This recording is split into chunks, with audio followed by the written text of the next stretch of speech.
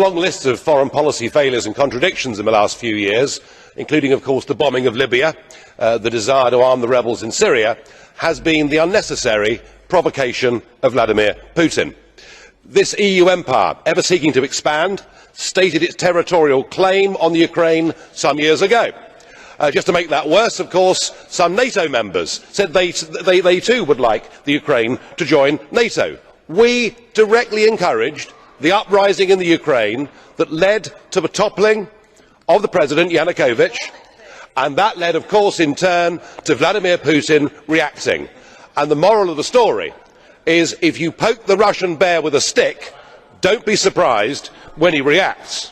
Now, just to continue with that, today we are rushing through an association agreement at undue speed with the Ukraine, and as we speak, there are NATO soldiers engaged in military exercises in the Ukraine. Have we taken leave of our senses? Do we actually want to have a war with Putin? Because if we do, we're certainly going about it the right way.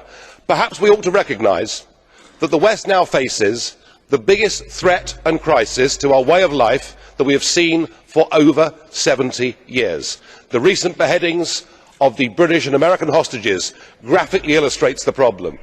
And of course we have our own citizens from our own countries engaged in that struggle too. In the war against Islamic extremism, Vladimir Putin, whatever we may think of him as a human being, is actually on our side. I suggest we grow up. I suggest we recognise the real threat facing all of our countries, communities and societies. We stop playing war games in the Ukraine and we start to prepare a plan to help countries like Syria, like Iraq, like Kenya, like indeed Nigeria, to try and help them to deal with the real threat that faces us. Let's not go on provoking Putin, whether we like him or not.